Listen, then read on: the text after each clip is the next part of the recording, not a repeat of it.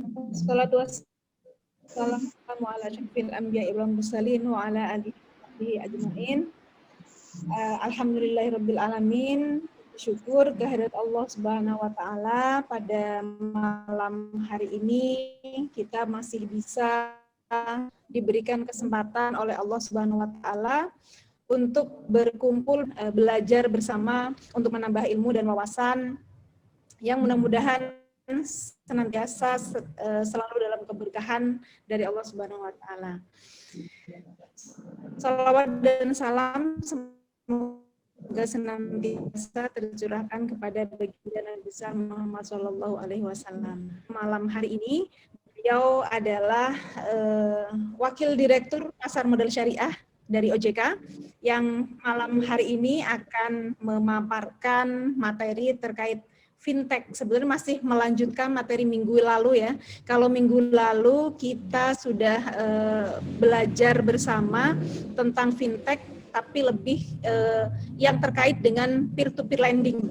Dan kebetulan Pak Arief minggu lalu kami belajar bersama dengan Investri yang memang dari industri fintech peer-to-peer lending. Dan untuk malam ini nanti kita akan belajar fintech-nya lebih khusus terkait dengan crowdfunding-nya gitu. Dan yang kami hormati juga Bapak dan Ibu peserta kajian yang mayoritas di sini adalah para praktisi hukum Pak Arief. Jadi ada pengacara, ada hakim, ya berbagai praktisi lah yang terkait dengan bidang hukum. Baik, tanpa berpanjang lebar, mari kita awali acara malam hari ini dengan bacaan basmalah.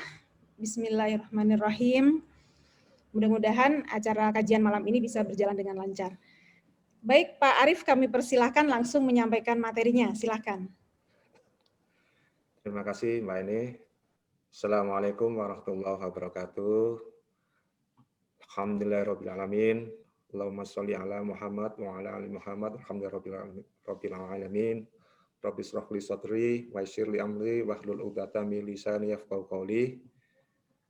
Bapak Ibu sekalian, peserta apa ini namanya? Judulnya apa Mbak ini? Pesantren ya? Kajian. Kajian ya. Kajian. Ya, kajian ya. Alhamdulillah pada malam ini kita bisa bersilaturahmi untuk berdiskusi mengenai securities crowdfunding. Sebelum saya memaparkan mengenai securities crowdfunding, mungkin sedikit disclaimer. Sebetulnya saya diminta Pak Azhar untuk mempresentasikan securities crowdfunding ini. Ini sebetulnya yang lebih tepat ada rekan saya di Direktorat Pengaturan Pasar Modal OJK, tapi karena beliau minta ke saya, ya saya memberanikan diri menyampaikan, karena peraturan, terus terang ini peraturan baru ditetapkan di akhir Desember kemarin, dan baru kemarin disosialisasikan, mungkin banyak hal-hal yang terkait dengan legal, nanti seandainya ada dalam diskusi, ada tanya-jawab yang saya sampaikan jawabannya itu ya pendapat pribadi saya. Kemudian kalau ada hal yang belum bisa saya jawab, nanti mungkin jadi catatan saya untuk disampaikan melalui DSN Institute untuk saya tanyakan kepada rekan-rekan yang membawai peraturan ini. Ya, karena memang ini hal yang baru Bapak Ibu sekalian terkait dengan fintech ya. Jadi memang pengaturan fintech itu adalah hal yang baru di OJK ya. Jadi ada ada peer to peer yang sektornya itu di industri keuangan non bank ya, pengaturannya ya, termasuk pengawasan. Sedangkan kalau equity crowdfunding ya, sekarang namanya securities crowdfunding itu di sektor pasar modal ya. Baik Bapak Ibu sekalian, saya share screen ya.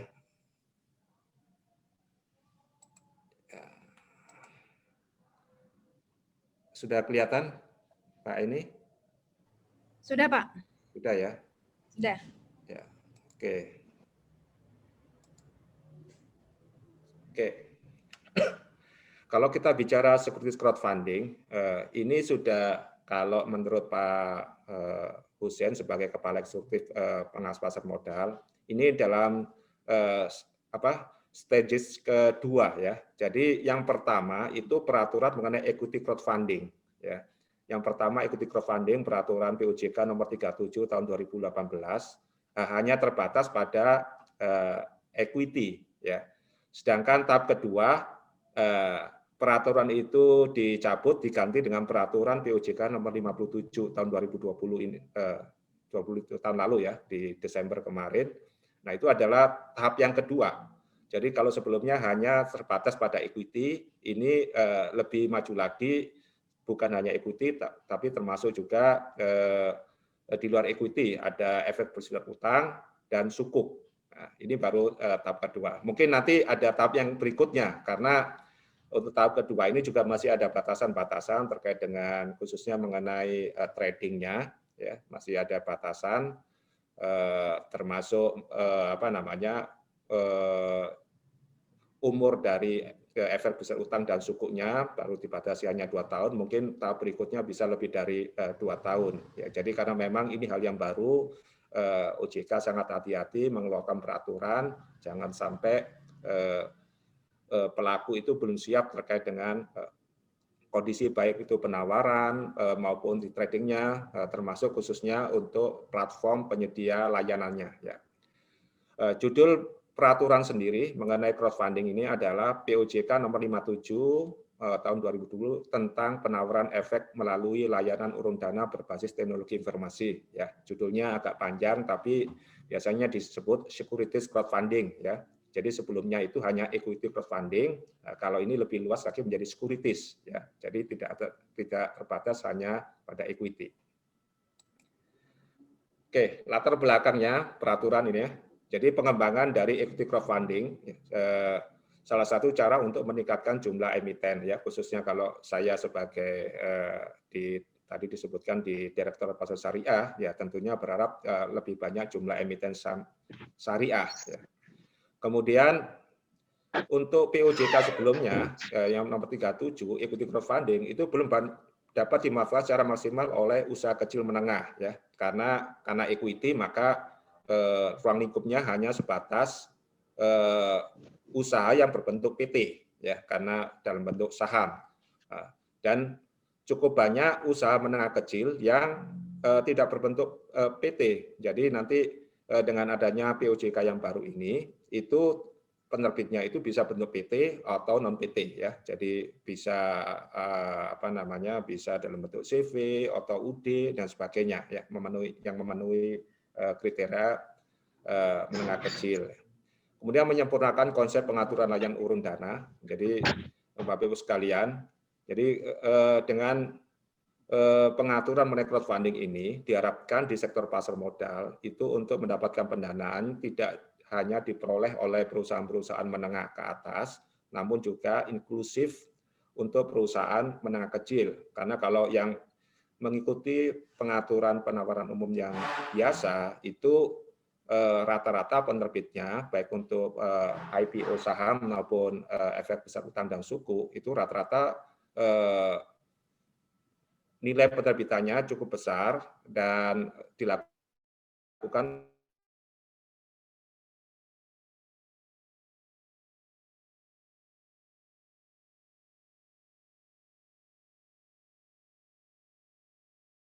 di masyarakat. Ternyata perusahaan menengah kecil itu rata-rata ya modalnya kecil ya, makanya ini ada pengaturan khusus mengenai crowdfunding yang memang dikhususkan untuk perusahaan usaha kecil dan menengah. Oke, untuk yang saat ini istilahnya platform ya atau penyelenggara equity crowdfunding yang sudah dapat izin dari OJK sektor pasar modal itu ada ya Santara, kemudian ada Biser, ada Crowddana, dan yang terakhir ini ada Numex Teknologi Indonesia. Ya, jadi ini Bapak Ibu sekalian yang sudah dapat izin dari OJK, bisa dilihat itu jumlah penerbitnya ada berapa. Yang paling besar adalah Santara ya, juga pemodalnya juga sudah ribuan dengan nilai yang diperoleh dari penerbitan itu lumayan besar ya. Jadi ini memang program OJK secara web dan tahun ini pada waktu silaturahmi OJK dengan para pelaku usaha ini salah satu hal yang diharapkan akan booming di tahun 2021 ini dalam rangka pendanaan oleh usaha kecil.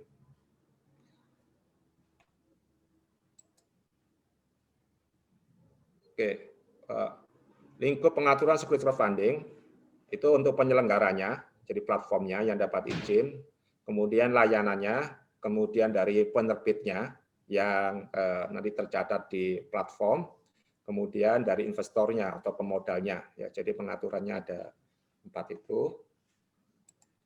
Selanjutnya, ya terkait dengan penyelenggara layanan atau platformnya, ya harus berbentuk PT atau koperasi, ya. Jadi dibatasin yang dapat izin sebagai penyelenggara atau platform itu bentuknya PT atau koperasi. Koperasinya juga dibatasi hanya koperasi jasa, ya. Kemudian punya modal lebih dari 2,5 miliar, kemudian wajib melaporkan laporan, baik laporan tengah tahunan maupun laporan insidentil, ya. Jadi ada kewajiban-kewajiban ini nanti seperti biasa. Ini sebetulnya penyelenggara ini fungsinya cukup banyak, bisa seperti penjamin emisi, bisa seperti bursa karena di situ tercatat, bisa juga sebagai wali amanat karena sebagai kuasa dari pemodal, ya. Kemudian kepemilikan saham, ya asing dibatasi 49%, perubahan pengendalian wajib dilaporkan pada OJK. Ya, kemudian sumber dayanya harus memiliki keahlian di bidang IT dan keahlian untuk melakukan penilaian atas penerbit. Ya. Tentunya sebelumnya harus dapat izin dulu dari OJK dengan mengajukan perizinan ke OJK. Nah, ini kewajiban sebagai penyelenggara atau penyedia platform. Yang pertama, melakukan penilaian atas penerbit yang meliputi aspek hukum dan aspek akuntansi. Kemudian menyimpan dokumen dan atau informasi yang disampaikan penerbit. Kemudian mengunggah dokumen dan atau informasi terkait calon penerbit. Memastikan batas penghimpunan dana tidak terlampaui. Jadi nanti memang ada ketentuan, karena ini peraturan dikhususkan kepada usaha kecil menengah, maka ada batasan penghimpunan dana, ya, maksimal 10 miliar. Kemudian memastikan pelaksanaan penawaran melalui layanan urun dana sampai terpenuhi seluruh hak dan kewajiban pengguna, menyediakan fasilitas komunikasi secara online antara pemodal dan penerbit, melaksanakan upaya peningkatan edukasi dan literasi bagi pengguna, memiliki sistem untuk memastikan hanya pemodal yang telah memberikan konfirmasi memenuhi persyaratan yang dapat berinvestasi, menggunakan nama domain Indonesia, menyediakan layanan penanganan pengaduan, dan melaporkan pelanggaran yang dilakukan penerbit kepada OJK, menggunakan gedung kantor atau ruangan kantor baik yang dimiliki sendiri atau berdasarkan perjanjian sewa atau ruangan, sewa gedung atau ruangan. Memastikan pemodal telah memiliki rekening efek khusus. Ya, jadi memang ini agak berbeda dengan peer-to-peer mungkin ya. Jadi harus ada rekening khusus di bank kastodian. Memuat dalam situs web mengenai biaya dan pengeluaran lainnya yang dikenakan atau dibebankan kepada pengguna serta risiko berinvestasi pada layanan urun dana termasuk risiko gagal bayar atas efek bersifat utang dan sukuk. Mempunyai mekanisme pengembalian dana dalam hal penawaran efek batal demi hukum. Kemudian penelaahan oleh penyelenggara, ya. Jadi yang ditelaah itu cukup banyak, ya. Kewajiban penyelenggara adalah mereview atas dokumen yang wajib disampaikan oleh calon penerbit. Wajib mempertimbangkan informasi perkreditan dari lembaga pengelola informasi perkreditan, dapat menggunakan jasa pihak ketiga untuk melakukan penelaahan. Jadi kalau penelaahan itu diperlukan jasa pihak ketiga itu dimungkinkan. Kemudian cakupan review atas dokumen penerbit paling sedikit mengenai aspek legalitas penerbit, kegiatan usaha atau proyek dan proyeksi pendapatan, perizinan terkait kegiatan usaha dan atau proyek, laporan keuangan penerbit, Khusus untuk efek syariah, review atas anggaran dasar berdasarkan syariah dan pengangkatan DPS oleh RUPS. Ya, jadi ini kalau penerbitnya itu menerbitkan equity dan penerbitnya itu adalah entitas syariah. Jadi harus ada anggaran dasar dan pengangkatan DPS oleh RUPS. Khusus untuk penerbitan sukuk, jadi penerbit memastikan telah memperoleh pernyataan dari syariah. Ya, jadi sukuknya itu dapat opini syariah. Ya. Siapa yang memberikan opini syariah itu adalah ahli syariah pasar modal yang itu di-hire oleh penyelenggara. Ya. Jadi intinya ini untuk mengurangi kos bagi penerbit, maka terkait dengan opini syariah itu dilakukan oleh penyelenggara, bukan oleh penerbit. Ya, kemudian penyelenggara selaku kuasa pemodal, kewajiban penyelenggara selaku kuasa pemodal dalam penerbitan efek utang atau sukuk. Yang pertama, memantau perkembangan proyek berdasarkan data dan atau informasi yang diperoleh baik langsung maupun tidak langsung. Kemudian memantau pembayaran yang dilakukan oleh penerbit kepada pemegang efek besar utang dan sukuk. Kemudian mengawasi dan memantau pelaksanaan kewajiban penerbit berdasarkan perjanjian mengenai penerbitan efek besar utang atau sukuk. Dan mengawasi, melakukan inspeksi, dan mengadministrasikan jaminan bagi pembayaran kewajiban kepada pemegang efek besar utang dan sukuk jika terdapat jaminan bagi pembayaran kewajiban kepada pemegang efek besar utang dan sukuk. Selanjutnya, jika penyelenggara mau mengembalikan izin, mengajukan permohonan kepada OJK, wajib menyerahkan layanan urun dana yang dilakukannya kepada penyelenggara lain, menyelesaikan seluruh kewajibannya terkait layanan urun dana. Larangan bagi penyelenggara, ya. Melakukan kegiatan usaha lain, ya. Jadi platform harus fokus melakukan kegiatan sebagai platform layanan urun dana crowdfunding. Yang dikecualikan adalah sebagai penyelenggara layanan jasa keuangan berbasis teknologi informasi yang telah memiliki izin dari OJK, ya. Kemudian kegiatan usaha di bidang pasar modal yang berdasarkan peraturan di bidang pasar modal dapat melakukan penyelenggara kegiatan usaha sebagai penyelenggara. Kemudian yang berikutnya, memberikan bantuan keuangan kepada pemodal untuk berinvestasi pada efek penerbit yang menggunakan layanan urun dana. Berikutnya, memiliki hubungan afiliasi dengan penerbit. Ya. Terus, memberikan perlakuan berbeda antara pengguna satu dengan pengguna yang lain. Berikutnya, memberikan hadiah atau kompensasi kepada pihak yang memberikan informasi mengenai pemodal potensial. Selanjutnya, memberikan nasihat investasi atau rekomendasi kepada pemodal dan atau calon pemodal untuk berinvestasi pada penerbit. Ya, jadi penerbit dilarang sebagai penasihat investasi dari pemodal atau calon pemodal. Berikutnya, melakukan penawaran layanan urun dana kepada pengguna dan atau masyarakat melalui sarana komunikasi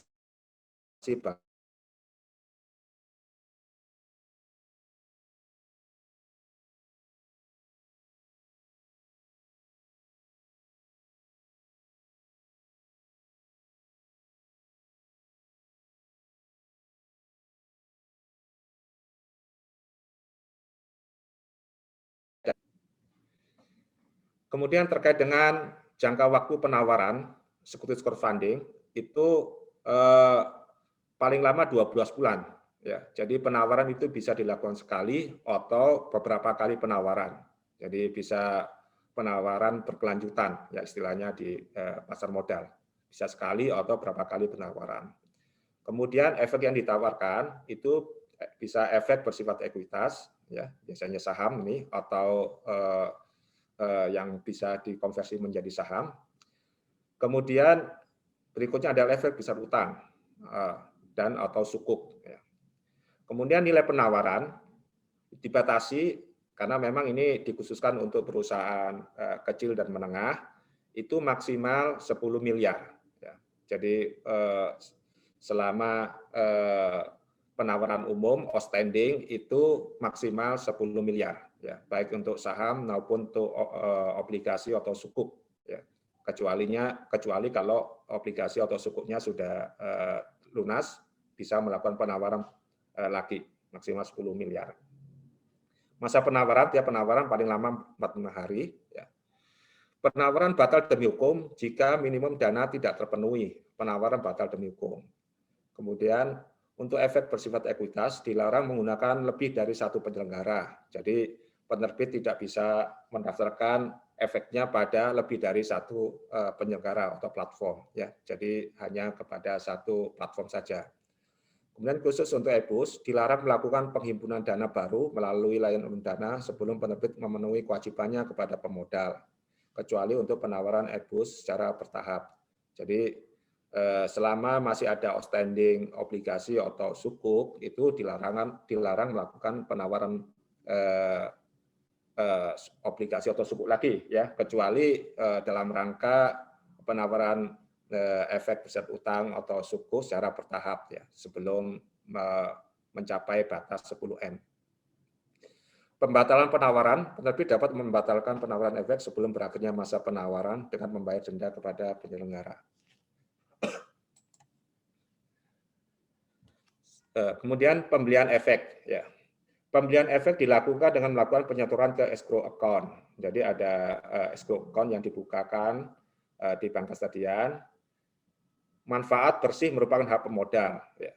Kemudian wajib terdapat cara yang bersifat unik untuk melakukan penyetoran pada escrow account. Dana pada escrow account dilarang dipindah-pindah selain kepada penerbit atau pemodal. Ya.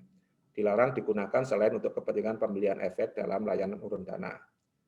Khusus untuk sukuk, ya, karena efek syariah itu wajib menggunakan bank syariah. Ya. Jadi ini sudah ada kemajuan sedikit. Ini Mbak April atau Mbak Hanifah, ini rekan kami dari Direktorat Pengaturan Perbankan Syariah. Jadi untuk sementara ini untuk crowdfunding itu sudah diwajibkan menggunakan bank syariah escrow account-nya untuk penerbitan sukuk. Persyaratan efek bersifat utang atau sukuk, ya, diterbitkan dalam mata uang rupiah. Jadi tidak boleh selain mata uang rupiah, karena untuk penawaran umum yang biasa itu dimungkinkan dalam mata uang asing. Khusus untuk crowdfunding ini hanya boleh dalam mata uang rupiah. Kemudian memiliki proyek yang menjadi dasar. Ya. Jadi baik untuk obligasi maupun suku itu ada underlying-nya berupa proyek. Nah, ini proyek base tadi. Tidak dapat diperdagangkan. Nah, jadi ini tadi yang saya sampaikan baru tahap kedua. Jadi khusus untuk nanti obligasi dan sukuk ini non tradable, ya. Jadi Bapak Ibu sekalian, ini non tradable. Ya, berbeda dengan yang melalui penawaran umum biasa, boleh dikatakan semuanya efek untuk obligasi dan sukuk itu tradable, ya, kecuali sukuk negara tertentu atau obligasi negara tertentu yang non tradable. Jadi untuk crowdfunding ini untuk sementara memang non tradable. Memiliki jatuh tempo tidak lebih dari 2 tahun. Ya, jadi seperti yang saya sampaikan tadi, sementara ini dibatasi maksimal 2 tahun. Ya, harapannya ini kedepannya kalau memang ada proyek yang lebih dari 2 tahun itu bisa dilakukan pendanaan melalui crowdfunding. Tapi saat ini maksimal 2 tahun. Dapat dilunasi lebih awal sebelum jatuh tempo sepanjang mendapat persetujuan dari mayoritas pemegang efek bersifat utang dan suku yang hadir dalam rapat umum pemegang e-bus. Kemudian pembayaran pokok, bunga, besaran nisbah bagi hasil, margin, imbal jasa atau imbal hasil dapat dilakukan secara berkala atau pada saat jatuh tempo. Kemudian memperoleh pernyataan kesesuaian syariah khusus untuk suku. Jadi khusus suku harus ada opini syariah. Untuk penetapan efek syariah, penyelenggara yang merupakan entitas yang menjalankan kegiatan usaha berdasarkan syariah dapat menetapkan efek bersifat ekuitas yang ditawarkan melalui layanan umum dana sebagai efek syariah. Jadi seandainya nanti platformnya itu yang menyatakan diri bahwa mereka penyelenggara syariah, ya, artinya platformnya platform syariah, mereka dimungkinkan menetapkan bahwa efek yang diterbitkan khususnya saham itu memenuhi prinsip syariah atau termasuk efek syariah. Jadi ini khusus untuk platform syariah karena di dalam platform syariah itu wajib memiliki dewan pengawas syariah serta memiliki mekanisme dan prosedur penetapan efek bersifat ekuitas sebagai efek syariah. Jadi ini hanya dimungkinkan untuk platform syariah. Selain platform syariah dilarang melakukan penetapan efek syariah. Ya. Konsep securities crowdfunding, ya, jadi di dalam prospektus ya itu ada istilahnya disclaimer besar seperti hanya prospektus untuk penawaran umum, otoritas jasa keuangan tidak memberikan pernyataan menyetujui atau tidak menyetujui efek ini, tidak juga menyatakan kebenaran atau kecukupan informasi dalam layanan urun dana ini. Setiap pernyataan yang bertentangan dengan hal tersebut adalah perbuatan melanggar hukum. Ya, ini salah satu contoh skema dari crowdfunding itu. Ya, dari pihak penyelenggara mengajukan izin, punya kewajiban menyampaikan laporan tengah tahunan maupun insidentil, dan kewajiban dari OJK melakukan pengawasan atas platform. Ya. Kemudian kewajiban platform mereview dan nge-review operasional dari para penerbit, ya. Kemudian kewajiban platform untuk kerjasama dengan custody terkait dengan termasuk terkait dengan dana, ya. Kemudian juga platform memastikan eligible dari investor.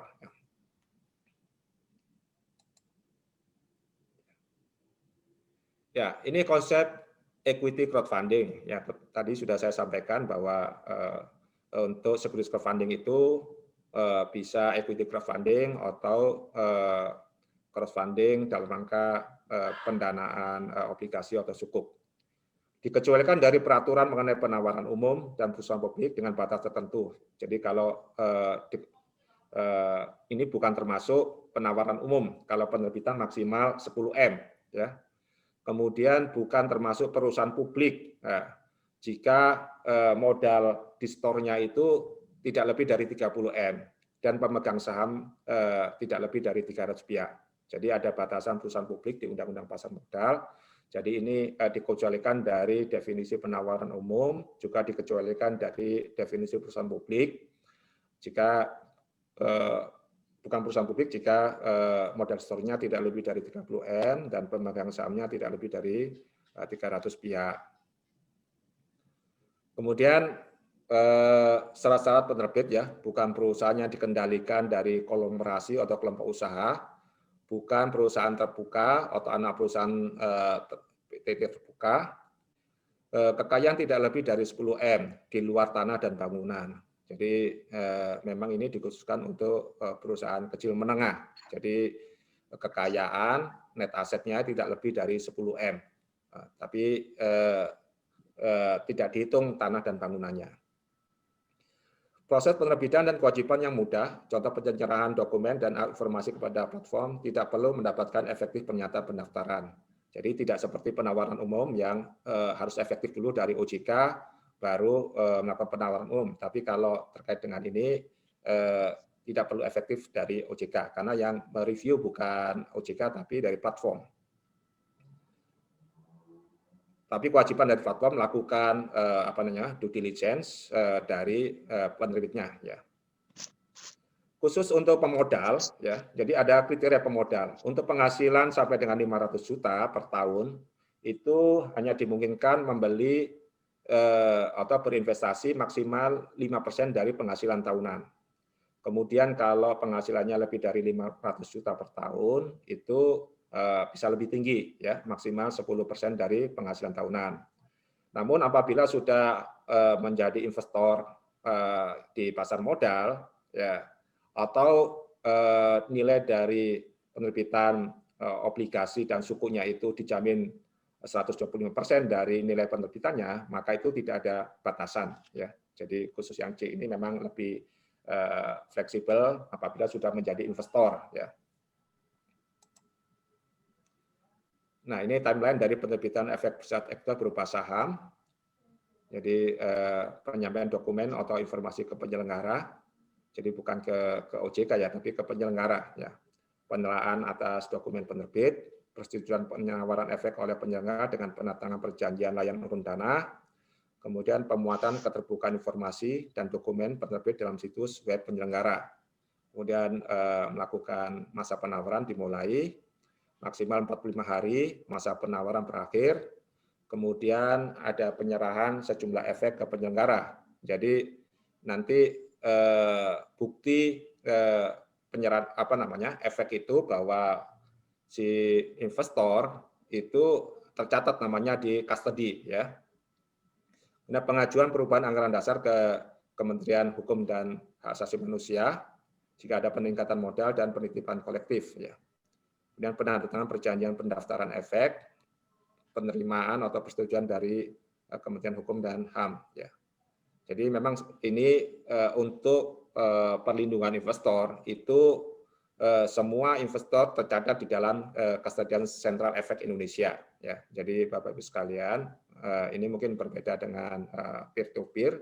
Jadi kalau di pasar modal itu investor itu harus tercatat di Kustodian Sentral, baik investornya maupun efeknya. Jadi itu ada penyerahan dana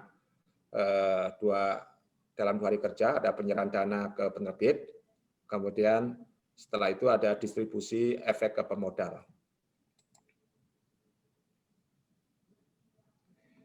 Ya, konsep suku crowdfunding ya sebetulnya tidak berbeda dengan suku yang biasa. Nah, ini cuma melalui layanan platform. Jadi ini hanya dipertegas saja bahwa untuk suku crowdfunding ini harus berbasis project ya, berbeda dengan penawaran umum yang bisa dilakukan oleh seperti perbankan atau khususnya perbankan syariah. Nanti dana hasil penawaran umum itu digunakan untuk peningkatan pembiayaan oleh bank. Nah, kalau untuk suku crowdfunding ini tidak boleh seperti itu. Jadi harus langsung kepada project ya, harus langsung kepada project. Jadi tidak boleh untuk pembiayaan lagi ya. Jadi diterbitkan dalam mata uang rupiah, memiliki project yang mendasar penerbitan efek besar utang atau sukuk. Tidak dapat diperdagangkan, memiliki jatuh tempo tidak lebih dari 2 tahun, dapat dilunasi lebih awal. Kemudian tentunya kali ini terkait dengan pembayaran pokok atau besaran nisbah bagi hasil, imbal jasa atau imbal hasil dapat dilakukan secara berkala atau pada saat jatuh tempo. Penerbitan suku wajib mempelai pernyataan keputusan syariah. Ya, ini timeline dari efek besar utang dan suku, relatif sama dengan untuk equity. Ya. Penawaran bertahap. Jadi penawaran yang dilakukan oleh penerbit itu bisa sekali penawaran atau bisa secara bertahap atau berkelanjutan. Ya. Hanya berlaku bagi efek besar utang dan sukuk. Batas penggalangan dana tetap 10 M per tahun, ya, jadi 10 miliar maksimal. Ya. Kemudian prosedurnya, rencana penawaran secara bertahap telah ditetapkan sejak awal, kemudian harus telah dimuat dalam perjanjian antara penerbit dan penyelenggara, menyampaikan pemberitahuan paling lambat 5 hari kerja sebelum dimulainya penawaran bertahap. Kewajiban penyelenggara mengumumkan pelaksanaan penawaran efek besar utang dan suku tahap kedua dan seterusnya. Memuat informasi tambahan dan dokumen pendukung paling lambat 2 hari kerja sebelum dimulainya masa penawaran tahap kedua dan seterusnya pada situs web penyelenggara. Underlying dari efek besar utang dan suku itu bisa satu project atau lebih ya. Jadi dapat menggunakan satu project atau lebih terkait dengan project dari penerbitan obligasi atau sukuk ya. Kemudian selanjutnya perdagangan efek ya. Perdagangan efek ini persyaratannya hanya berlaku untuk efek besar ekuitas, ya, berupa saham yang telah didistribusikan paling lambat, paling singkat 1 tahun sebelum perdagangan efek. Jadi tidak bisa langsung setelah penawaran langsung perdagangan, tidak bisa. Ya, jadi paling singkat 1 tahun sebelum perdagangan. Ya. Hanya dapat dilakukan antar sesama pemodal yang terdaftar pada penyelenggara. Ya. Hanya dapat dilakukan 2 kali perdagangan efek dalam waktu 1 tahun. Jadi ini tidak seperti perdagangan di bursa yang tiap hari kerja. Kalau untuk crowdfunding ini dibatasi 2 kali perdagangan efek dalam 1 tahun. Jangka waktu pelaksanaan perdagangan efek dengan perdagangan efek lainnya paling singkat 6 bulan. Dilaksanakan dalam jangka waktu kurang dari 10 hari kerja. Pengaturan terkait sistem, jadi penyelenggara menyediakan harga wajar sebagai referensi penjual dan pembeli. Ya. Kemudian menyediakan sistem komunikasi bagi pengguna yang dapat digunakan sebagai sarana komunikasi antar pengguna untuk membeli atau menjual efek. Ya. Kemudian kewajiban penyelenggara yang lain menyampaikan perubahan data pemegang saham penerbit kepada OJK. Jadi kalau ada perdagangan, ada perubahan pemegang saham, maka kewajiban dari platform untuk menyampaikan kepada OJK dan mengumumkannya dalam situs web penyelenggara paling lambat 2 hari kerja setelah berakhirnya setiap pelaksanaan perdagangan efek. Ketentuan lain-lain, pemindahan hak atas saham sebagai akibat pelaksanaan perdagangan dapat dilakukan tanpa akte pemindahan hak. Ya, jadi seperti halnya perdagangan di bursa tanpa akte pemindahan hak. Saham penerbit dapat diperdagangkan dalam pelaksanaan perdagangan efek sepanjang tidak bertentangan dengan anggaran dasar penerbit. Kemudian untuk penerbit, kewajiban penerbitan menyerahkan dokumen dan atau informasi kepada penyelenggara, antara lain akte pendirian, jenis dan jumlah efek yang ditawarkan, rencana bisnis atau proyek, dan proyeksi pendapatannya. Menyampaikan laporan keuangan, paling rendah disusun berdasarkan standar akuntansi keuangan entitas mikro, kecil, dan menengah. Ya. Peserta penerbit yang lain tidak diperlukan badan usaha yang dikendalikan baik langsung maupun tidak langsung oleh suatu kelompok usaha atau konglomerasi, ya. Bukan PT TBK atau anak dari PT TBK. Badan usaha dan kekayaan lebih dari 10 M. Jadi penerbit ini tidak boleh punya kekayaan bersih di luar tanah dan bangunan lebih dari 10 M.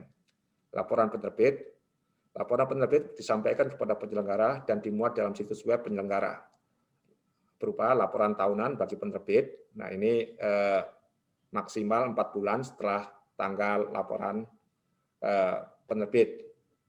Laporan tahunan bagi penerbit efek besar utang dan sukuk. Kemudian laporan insidentil. Pengecualian laporan. Jadi ada pengecualian untuk penerbit saham dapat minta kepada penyelenggara untuk dibebaskan dari kewajiban penyampaian laporan tahunan jika memenuhi kondisi tertentu. Ya, antara lain kalau pemegang sahamnya kurang dari 50. Ya. Kemudian project, ini khusus untuk obligasi atau efek besar utang dan sukuk. Projectnya itu harus memiliki manfaat ekonomis, dapat dimiliki sendiri atau merupakan perintah dari pihak lain. Ya, ini menariknya. Jadi projectnya itu namanya ada katakanlah supplier ke barang tertentu kepada pemerintah, ya. Jadi supplier itu bisa melakukan pendanaan modal kerjanya dengan menerbitkan efek besar utang atau suku secara crowdfunding ini, yaitu sebagai underlying dari proyeknya. Dalam hal penerbitan suku, proyek yang menjadi dasar penawarannya wajib tidak bertentangan dengan prinsip syariah di pasar modal. Perjanjian penyelenggara layanan urun dana dengan penerbit dituangkan dalam akte, dapat berupa akte notaris atau berbentuk dokumen elektronik. Paling sedikit memuat antara lain nomor, tanggal, identitas para pihak, hak dan kewajiban para pihak, jumlah dana yang akan dihimpun dan efek yang akan ditawarkan. Selaku kuasa pemodal, perjanjian penerbitan efek besar utang atau sukuk dengan penerbit paling sedikit memuat antara lain ketentuan mengenai hak dan kewajiban para pihak, kegagalan penerbit dalam hal memenuhi kewajiban terkait dengan aspek kesyariahan jika menerbitkan sukuk, rapat umum pemegang efek besar utang atau sukuk. Perjanjian penyelenggaraan layanan urun dana dengan pemodal dapat dituangkan dalam bentuk perjanjian baku.